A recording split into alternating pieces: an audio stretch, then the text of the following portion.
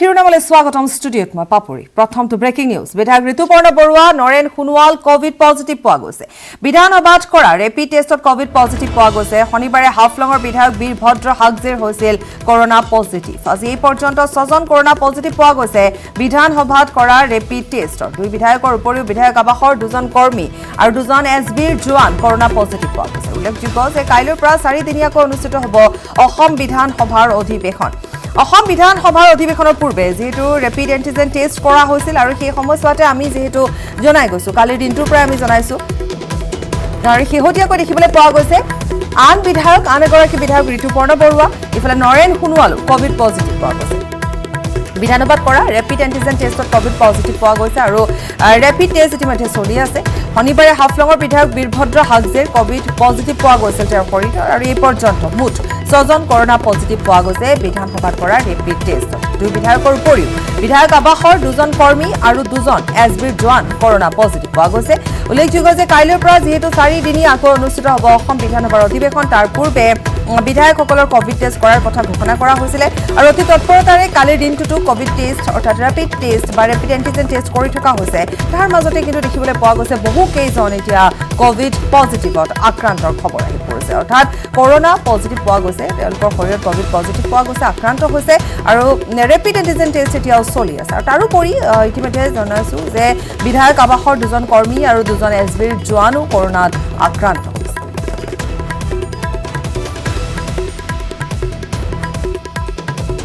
বিধায়ক আবাসৰ দুজন কৰ্মী আৰু এছবিৰ জোৱানটো পজিটিভ পোৱা গৈছে আমাৰ জ্যেষ্ঠ সাংবাদিক আছে আমি কথা পাতিম কিছু সময়ৰ পাছতে কিন্তু যেহেতু এতিয়া কৰোনা পজিটিভ পোৱা গৈছে তেওঁলোকৰ দেহত এইকেইজনৰ দেহত 6 জনকৈ বিধায়কৰ দেহত পোৱা গৈছে গতিকে তেনে পৰিপ্ৰেক্ষিতত কেনেধৰণৰ পৰৱৰ্তী ব্যৱস্থা কৰা হ'ব কোৱাৰেণ্টাইনৰ কথাও আহি পৰিছে ইফালে দেখিবলৈ পোৱা গৈছে যে এইবেলি যদি চোৱা যায় তেতিয়াহ'লে কালিৰ পৰা যেহেতু অসম বিধানসভাৰ অধিৱেশন অনুষ্ঠিত হ'ব 4 দিনীয়াকৈ গতিকে সেই যেন যিটো পৰিৱেশ সেই পৰিৱেশটো পোৱা নাযাব কাৰণ বিৰোধীৰ ফালৰ পৰাও দেখিবলৈ পোৱা গৈছে যে প্ৰাক্তন মুখ্যমন্ত্ৰী তৰুণ গগৈ বৰ্তমান আক্ৰান্ত হৈ আছে চিকিৎসাধীন অৱস্থাত আছে গতিকে তেনে ক্ষেত্ৰত যেনে ধৰণে যুক্তি তৰ্ক হ'ব পাৰে ঠিক তেনেধৰণৰ এটা পৰিৱেশ যেন দেখা পোৱা নাযাব জ্যেষ্ঠ সাংবাদিক বিজু কুমাৰ ডেকা আমাৰ সৈতে পোনপটীয়াকৈ ফোন যোগে সংযুক্ত হৈ আছে আমি অধিক জানিম তেওঁৰ পৰা বিজু পাপৰি আজি 3 নম্বৰ দিন অসম বিধানসভাৰ গ্ৰীষ্মকালীন যি অধিৱেশন অহাকালিৰ পৰা অনুষ্ঠিত হ'ব তাৰ লক্ষ্য ৰাখি আজি তৃতীয় দিনাও ইয়াত কোভিড মহামাৰীৰ সন্দৰ্ভত ৰেপিড টেষ্ট কৰি থকা হৈছে আজি 20 গৰাকী বিধায়কে ইতিমধ্যে ৰেপিড টেষ্ট কৰাইছে তাৰে দুগৰাকী এগৰাকী নৰেন সোণোৱাল আৰু ঋতুপৰ্ণ বৰুৱা তেওঁলোকৰ এই দুইগৰাকী বিধায়কৰ পজিটিভ আহিছে আৰু দুগৰাকী বিধায়ক আৱাসত কৰ্তব্যৰত কৰ্মচাৰী আৰু স্পেচিয়েল ব্ৰাঞ্চৰ দুগৰাকী জোৱান কোভিড টেষ্ট পজিটিভ আহিছে আৰু আজি 4 বজালৈকে চলিব আৰু 3 বজাত আছে সৰ্বদলীয় বৈঠকত আচলতে অসম বিধানসভাৰ গ্ৰীষ্মকালীন অধিৱেশনৰ কেনেদৰে তেওঁলোকে সামাজিক দূৰত্ব বৰ্তাই ৰাখি সদনৰ মজিয়াত উপস্থিত থাকিব সেই লৈ পেলাই চৰ্চা হ'ব আৰু সেই মৰ্মে সকলো দলক অধ্যক্ষৰ তৰফৰ পৰা অনুৰোধ জনোৱা হ'ব যাতে কম সংখ্যক বিধায়কেহে সদনৰ মজিয়াত উপস্থিত থাকে ঠিক একেদৰে যিসকল মন্ত্ৰীৰ প্ৰশ্ন থাকিব বা বিষয় থাকিব তেওঁলোকেহে সদনৰ মজিয়াত উপস্থিত থাকিব আৰু বাকী সময়ছোৱাত তেওঁলোক বিধানসভাৰ সচিবালয়ত থকা কাৰ্যালয় কক্ষত তেওঁলোক মন্ত্ৰীসকল উপস্থিত থাকিব মুঠতে সামাজিক দূৰত্ব বৰ্তাই ৰাখি এই কৰোনা মহামাৰীৰ সময়ছোৱাত বিধানসভাখন সুচাৰুৰূপে পৰিচালিত কৰাৰ বাবে এই সৰ্বদলীয় বৈঠকখন অনুষ্ঠিত কৰা হ'ব আৰু এই ক্ষেত্ৰত সকলো ৰাজনৈতিক দলক মুৰব্বীসকলক অনুৰোধ জনোৱা হ'ব অধ্যক্ষৰ তৰফৰ পৰা আৰু কোভিড ৰেপিড টেষ্ট ইতিমধ্যে কৰি থকা হৈছে আৰু ইয়াৰ আগতেও বহুকেইগৰাকী বিধায়ক প্ৰাক্তন মুখ্যমন্ত্ৰী তৰুণ গগৈ ইতিমধ্যে GMCHত ভৰ্তি হৈ আছে মন্ত্ৰী এগৰাকী ভৰ্তি হৈ আছে চুমৰংহাং ঠিক একেবাৰে অজন্তা নেওগৰ পৰা আৰম্ভ কৰি বহুকেইগৰাকী বিধায়ক কোভিড টেষ্টত পজিটিভ অহাত তেওঁলোক চিকিৎসাধীন হৈ আছে মুঠতে এই মুহূৰ্তত ক'ব পাৰি যে 10তকৈও অধিক বিধায়ক এই কাইলৈৰ পৰা অনুষ্ঠিত হ'বলগীয়া গ্ৰীষ্মকালীন অধিৱেশনত তেওঁলোক উপস্থিত থাকিব নোৱাৰিব কোভিড আক্ৰান্ত হোৱাৰ বাবে পাপৰি অৰ্থাৎ বিজু দেখিবলৈ পোৱা যাব যে বিগত সময়ছোৱা যেনেধৰণে কোৱা হয় যে অধিৱেশন বুলি ক'লে বিধানসভা অধিৱেশন বুলি ক'লে যিটো পৰিৱেশৰ বাবে আমি সাধাৰণতে অপেক্ষা কৰোঁ সেই পৰিৱেশ এইবেলি নিশ্চিতভাৱে নিশ্চিতভাৱে দেখা পোৱা নাযাব বিজু আন এটা প্ৰশ্ন যে ইতিমধ্যে 3টা দিন ৰেপিড এন্টিজেন টেষ্ট কৰি থকা হৈছে তেওঁলোকৰ আৰু বহু কেইগৰাকী বিধায়ক এটা কোভিড পজিটিভ পোৱা গৈছে ইফালে চিকিৎসালয়ত কোন কোন বৰ্তমান চিকিৎসাধীন অৱস্থাত আছে সেয়া আপুনি কৈছে যে সুমৰংহাঙক জিএমচিএইচত ৰখা হৈছে অজন্তা নেওগ আছে বা প্ৰাক্তন মুখ্যমন্ত্ৰী গৰাকীও আছে কিন্তু আৰু যিকেইগৰাকী বিধায়কৰ বৰ্তমান ওলাইছে তেওঁলোকক লৈ যোৱা হৈছেনে বা তেওঁলোক এতিয়া কেনেধৰণে ক'ত আছে সেই কথা জানিব পাৰিম নেকি যোৱাকালি ৰেপিড এন্টিজেনত হাফলঙৰ বিধায়ক বীৰভদ্ৰ হাছে তেওঁ পজিটিভ আহিছিল আৰু তেওঁক ইতিমধ্যে যোৱাকালি জিএমচিএইচত ভৰ্তি কৰা হৈছে আজি দুগৰাকী বিধায়ক নয়ন সোণোৱাল আৰু ঋতুপন বৰুৱা তেওঁলোক পজিটিভ হৈছে আৰু তেওঁলোককো কিছু মুহূৰ্তৰ পিছত জিএমচিএইচলৈ লৈ যোৱা হ'ব চিকিৎসাৰ বাবে আৰু বাকী যিসকল বিভিন্ন স্থানত তেওঁলোকে ৰেপিড টেষ্ট কৰিছিল যোৱা সময়ছোৱাত যোৱা 4-5 দিনৰ আগতে তেওঁলোক অজন্তা নেওগৰ পৰা আৰম্ভ কৰি বহু কেইগৰাকী আছে বিধায়ক তেওঁলোক ইতিমধ্যে বিভিন্ন চিকিৎসালয়ত চিকিৎসাধীন অৱস্থাত আছে আৰু তেওঁলোক কাইলৈৰ পৰা অনুষ্ঠিত হ'বলগীয়া এই গ্ৰীষ্মকালীন অধিৱেশনত 4 দিনীয়াকৈ হ'বলগীয়া অধিৱেশনত উপস্থিত থাকিব নোৱাৰিব আৰু বহু সংখ্যক বিধায়ক এতিয়াও তেওঁলোকে ৰেপিড এন্টিজেন টেষ্ট কৰা নাই তেওঁলোক আজি 4 বজাৰ ভিতৰত কৰিব আৰু তাৰ পাছত দেখা যাব আচলতে কিমান সংখ্যক বিধায়কৰ পজিটিভ আহে সেইটো নিশ্চিত হ'ব নিশ্চয় ধন্যবাদ জনাইছোঁ বিজু কুমাৰ ডেকা আৰু ইতিমধ্যে আমি জনাইছোঁ যে যেহেতু ৰেপিড এন্টিজেন টেষ্ট চলি আছে আজিৰ দিনটোতো চলি আছে আৰু ইফালে আমাৰ জ্যেষ্ঠ সাংবাদিকগৰাকীয়ে ইতিমধ্যে জনাইছে যে যিকেইজনৰ দেহত কোভিড পজিটিভ পোৱা গৈছে তেওঁলোকক ইতিমধ্যে জিএমচিএইচলৈ লৈ যোৱা হৈছে আৰু বৰ্তমান যি দুগৰাকী শেহতীয়াকৈ পোৱা গৈছে কোভিড পজিটিভ তেওঁলোককো বৰ্তমান লৈ যোৱাৰ ব্যৱস্থা কৰা হৈছে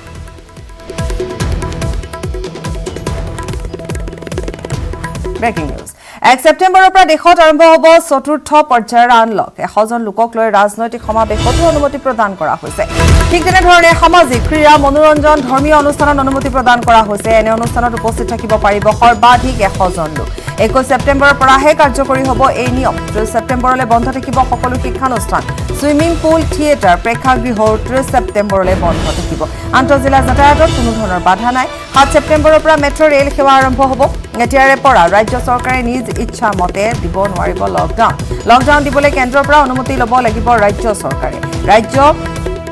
জিলা মহকুমা চহৰ গাঁও অঞ্চলত দিব নোৱাৰিব লকডাউন যিকোনো কণ্টেইনমেণ্ট জোনত লকডাউন বাহাল থাকিব 30 ছেপ্টেম্বৰলৈ বাহাল থাকিব আনলক 4ৰ নীতি নিয়ম 21 ছেপ্টেম্বৰৰ পৰা বিবাহ অনুষ্ঠানত গোট খাব পাৰিব সৰ্বাধিক 100জনকৈ লোক মৃতদেহ সৎকাৰ আৰু পৰৱৰ্তী অনুষ্ঠানতো কাৰ্যসূচীত এতিয়াৰে পৰা সৰ্বাধিক 100জন লোক থাকিব পাৰিব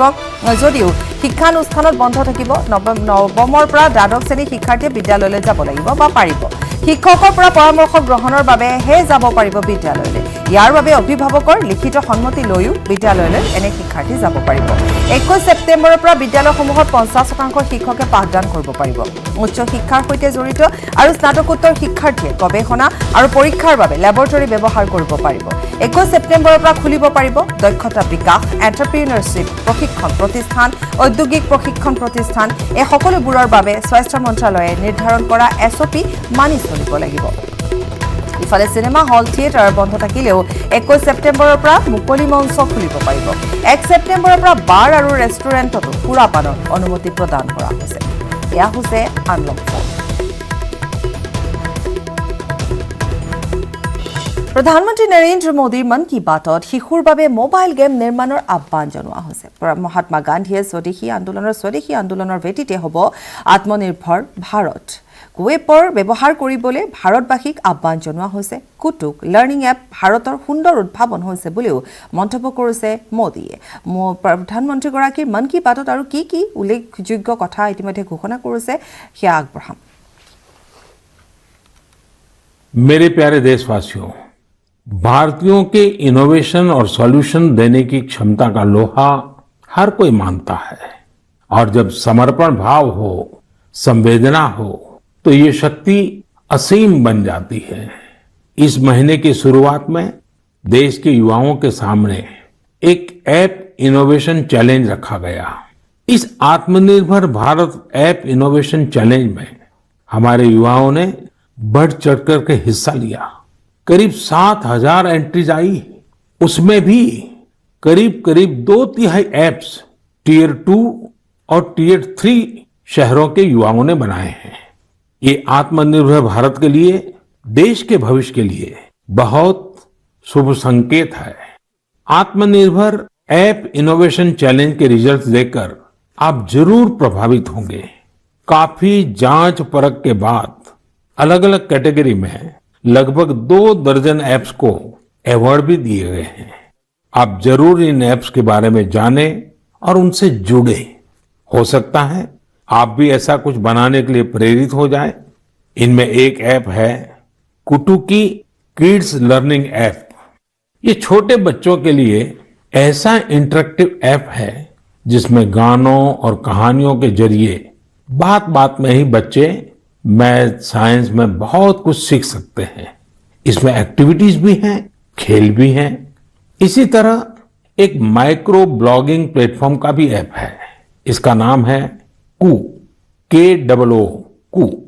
इसमें हम अपनी मातृभाषा में टेक्स्ट, वीडियो और ऑडियो के जरिए अपनी बात रख सकते हैं, इंटरेक्ट कर सकते हैं। इसी तरह चिंगारी ऐप भी युवाओं के बीच काफी पॉपुलर हो रहा है। एक ऐप है आस्क सरकार। इसमें चैटबॉट के जरिए आप इंटरेक्ट कर सकते हैं और किसी भी सरकारी योजना के बारे में सही जानकारी हासिल कर सकते हैं, वो भी टेक्स्ट, ऑडियो और वीडियो तीनों तरीकों से।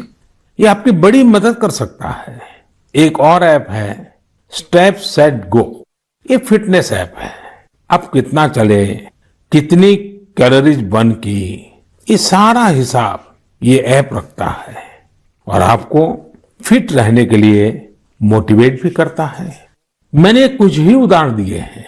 कई और ऐप्स ने भी इस चैलेंज को जीता है। कई बिजनेस ऐप्स हैं, गेम्स के ऐप्स हैं, जैसे is equal to books and expense, Zoho workplace, FTC talent. आप इनके बारे में नेट पर सर्च करिए, आपको बहुत जानकारी मिलेगी। आप भी आगे आए, कुछ इनोवेट करें, कुछ इंप्लीमेंट करें। आपके प्रयास आज के छोटे छोटे स्टार्टअप्स कल बड़ी बड़ी कंपनियों में बदलेंगे और दुनिया में भारत की पहचान बनेंगे। और आप ये मत भूलिए कि आज जो दुनिया में बहुत बड़ी बड़ी कंपनियां नजर आती है ना, वे भी कभी स्टार्टअप हुआ करती थी।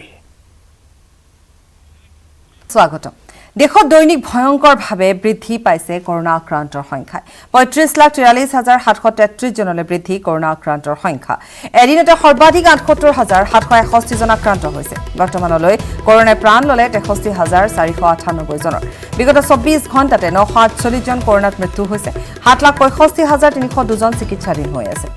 ইয়াৰ দেশৰ খবৰ পুনৰ জনাইছো। দৈনিক এনেধৰণে ভয়ংকৰভাৱে বৃদ্ধি পাইছে কৰোনা আক্ৰান্তৰ সংখ্যাই। 35,43,733 জনলৈ বৃদ্ধি পাইছে কৰোনা আক্ৰান্তৰ সংখ্যাই। এদিনতে সৰ্বাধিক 78,761 জন আক্ৰান্ত হৈছে। বৰ্তমানলৈকে কৰোনাই প্ৰাণ ললে 63,498 জনৰ। বিগত 24 ঘণ্টাত 948 জনৰ মৃত্যু হৈছে। 7,65,302 জন চিকিৎসাধীন অৱস্থাত আছে। ইফালে ৰাজ্যত ধাৰাবাহিকভাৱে বৃদ্ধি পাইছে কৰোনা আক্ৰান্তৰ সংখ্যা। 1,03,794 জনলৈ বৃদ্ধি পাইছে কৰোনা আক্ৰান্তৰ সংখ্যাই। বিগত 24 ঘণ্টাত 2,427 জন চিনাক্ত কৰা হৈছে। ইয়াৰ ভিতৰত গুৱাহাটীত 459, ডিব্ৰুগড়ত 177, কাছাৰত 158, যোৰহাটত 136 জন চিনাক্ত হৈছে। বৰ্তমানলৈ কৰোনাই প্ৰাণ ললে 289 জনৰ। কৰোনাত আক্ৰান্তৰ শতকৰা হাৰ 6.58%। বৰ্তমানলৈ আৰোগ্য হৈছে 82,510 জন। চিকিৎসাধীন হৈ আছে 20,992 গৰাকী ৰোগী।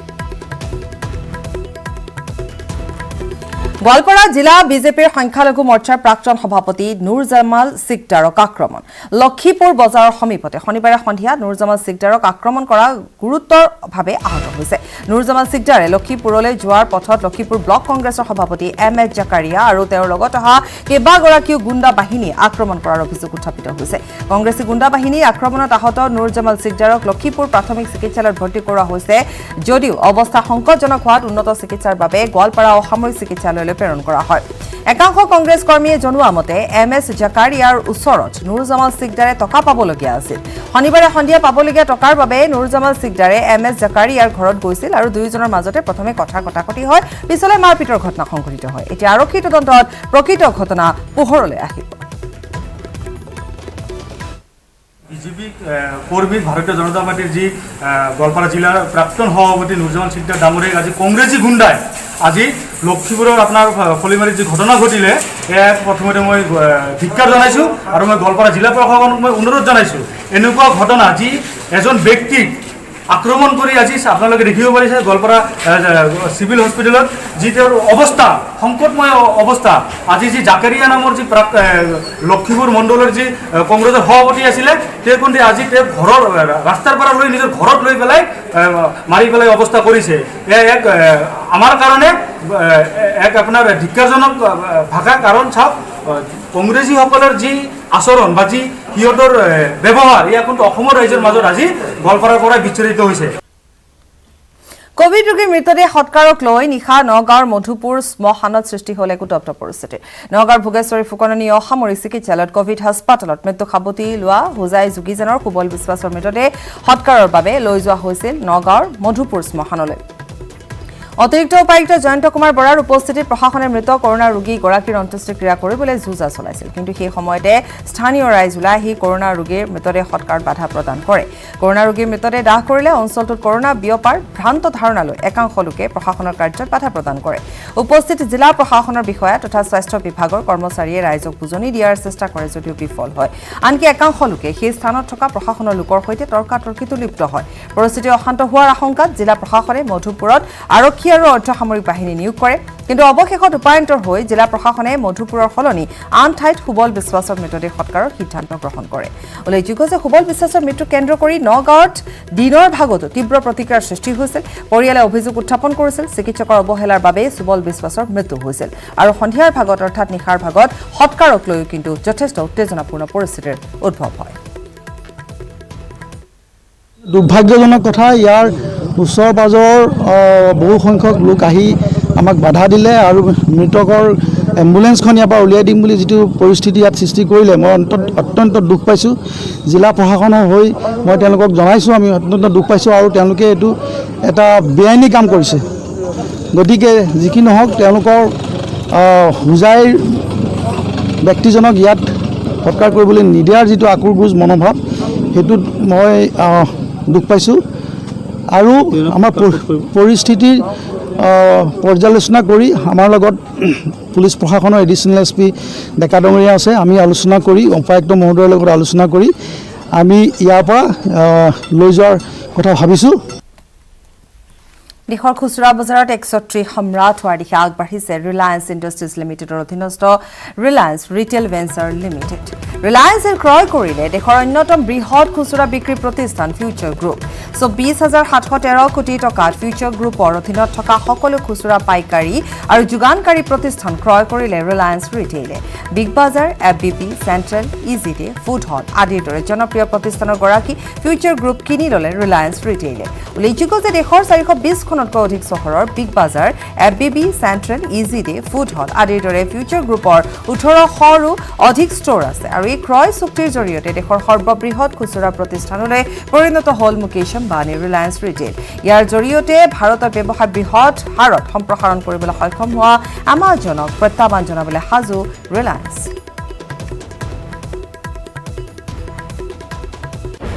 চৰকাৰী এটা ঘৰ পোৱাৰ বাবে এতিয়া বহু দুখীয়া লোকে এখন আধাৰ কাৰ্ডৰ বাবে দিন ৰাতি এক কৰিবলগীয়া হৈছে কিন্তু এনে ক্ষণত প্ৰশ্ন হৈছে সঁচাকৈ পাবলগীয়া দুখীয়া লোকৰ বাবে চৰকাৰী ঘৰ নে প্ৰাপ্য পৰিয়ালে যে ঘৰ নাপায়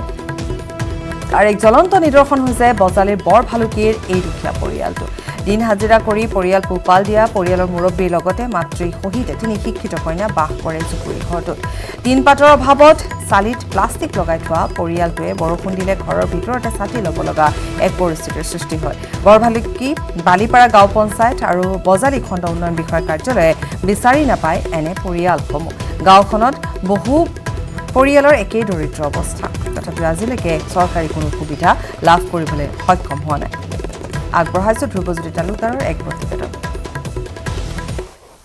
দুখীয়া পৰিয়ালক গৃহ দিয়াৰ উদ্দেশ্যেৰে ৰাজপাট দখল কৰা বিজেপি চৰকাৰৰ দিনত এক নমুনা আমি দেখুৱাবলৈ লৈছোঁ যাৰ গৃহ ইতিমধ্যে নাই মাত্ৰ পলিথিনৰ এনেদৰে যি পলিথিন দি পেলাই এনেদৰে গোহালি সদৃশ পৰিৱেশত পৰিয়ালসমূহ বাস কৰি আছে এই দৃশ্য বজালিৰ বৰভালুকি বালিপাৰা গাঁও পঞ্চায়তৰ বালিপাৰা গাঁও পঞ্চায়তৰ এটা পৰিয়াল যি পৰিয়ালত আমি আহি উপস্থিত হৈছোঁ এই পৰিয়ালটো দৰাচলতে দিন হাজিৰা কৰি পৰিয়াল পোহপাল দিয়া এটা পৰিয়াল আৰু এই পৰিয়ালৰ এনেকুৱা এক অৱস্থা যি জৰাজীৰ্ণ অৱস্থা বৰষুণ আহিলে পানী পৰে থাকিবলৈ ঠাইটো এটুকুৰা ভাল ঠাই নাই কিয়নো আজিলৈ চৰকাৰী আঁচনি যি গৃহ এই গৃহ পাবলৈ এই পৰিয়ালটো সক্ষম হোৱা নাই এই সময়ত এই পৰিয়ালটোৰ মুৰব্বী যি আমাৰ লগত উপস্থিত আছে তেওঁৰ পৰা জানিব বিচাৰিম আপোনালোকে ঘৰ আবেদন কৰিছিলে নেকি আবেদন কৰিছিলোঁ কেইবাৰ আবেদন কৰিছিলে তিনিবাৰ মানে পঞ্চায়তত একবাৰ কুশল দেখা তাৰপিছত আপোনাৰ এই কি অনিমাত দিন পঞ্চায়ত পৰে আপোনালোকৰ বালিপাৰা গাঁও পঞ্চায়ত তিনিটা কাৰ্যকালত আবেদন কৰি আজিলৈ আপুনি ঘৰ নাপালে আজিলৈকে পোৱা নাই কেনেকুৱা সমস্যা হয় আপোনালোকৰ সমস্যাটো বহুতেই মানে বৰষুণ আনিলে আমি ছাতা ঢাকি এনেকৈ ছোৱালীবিলাকক ৰাখছোঁ বা প্লাষ্টিক কিনি হ'লেও আমি কিবা কৰি ৰাখছোঁ ছোৱালীবিলাকক আপোনাৰ সন্তান কেইজন মোৰ ছোৱালী তিনিজনী কেনেকুৱা সমস্যা হয় এনেকুৱা এটা যি অসুৰক্ষিত ঘৰত ৰাখিব লগা হৈছে মাতৃ হিচাপে কেনেকুৱা অনুভৱ হয় আপোনাৰ কিন্তু মাতৃ হিচাপে মানে মোৰ বহুত দুখ কাৰণ মোৰ হাজবেণ্ডেও আজি বান্ধা নললা ময়ো নললোঁ কিন্তু একদিন হাজিৰা নকৰিলে তেওঁলোকে লঘন পৰে হয় আমাৰ লগত যি তিনিগৰাকী ইতিমধ্যে সন্তান এই মাতৃগৰাকী এই সন্তানসকলক কথা পাতিবলৈ আগবাঢ়িছোঁ যে তোমালোকৰ এই যি গৃহ এই গৃহত তিনিটা সন্তান তোমালোকে নিশ্চয় শিক্ষানুষ্ঠানত যোৱা কি পঢ়ি আছা তুমি এনেকুৱা যি ঘৰ এই ঘৰটোত থাকি কেনেকুৱা অনুভৱ হয় চৰকাৰৰ প্ৰতি কিবা আবেদন আছে নেকি তোমাৰ থাকিলে আৰু কি হ'ব নিদিয়ে যাতে ক'লেনো কি হ'ব চৰকাৰক কি আহ্বান জনোৱা তুমি এটা ঘৰ থকা পজা দিলে হয় আৰু আমাক হয় এটা পজাৰ প্ৰয়োজন মাথো এটা পজাৰ প্ৰয়োজন আৰু চৰকাৰক এটা পজা দিবলৈ এই ছাত্ৰীগৰাকী আহ্বান জনাইছে এই কণমানিজনে আহ্বান জনাইছে আৰু এগৰাকী আছে তেওঁৰ পৰা জানিব বিচাৰিম যে তোমালোকৰ যে বৰষুণ আহিলে কেনেকুৱা সমস্যা হয় বৰষুণ আহিলে আমি ছাতা দনি শিকোঁ পঢ়া শুনাত কেনেকুৱা সমস্যা হয় পঢ়া শুনাত মানে কি পঢ়ি থাকিলে পানী পৰি থাকে পঢ়া শুনাকে আদি কৰি বিভিন্ন ক্ষেত্ৰত ভীষণ সমস্যাৰ সন্মুখীন হৈ অহা এই পৰিয়ালটোৰ যি তিনিগৰাকী কন্যা সন্তান আছে আৰু এই যি কন্যা সন্তান এওঁলোকে ইতিমধ্যে শিক্ষানুষ্ঠানত অধ্যয়ন কৰি আছে আৰু অধ্যয়ন কৰাৰ মাজতে এওঁলোকে বৰষুণ আহিলে ছাতি টানি থাকিব লাগে এই পৰিৱেশৰ মাজত চৰকাৰৰ যি ৰাজপাট দখল কৰা বিজেপি চৰকাৰক ইতিমধ্যে এই পৰিয়ালটোৱে আহ্বান জনাইছে তেওঁলোকক মাত্ৰ এটা পজা ঘৰ হ'লেও বনাই দিব লাগে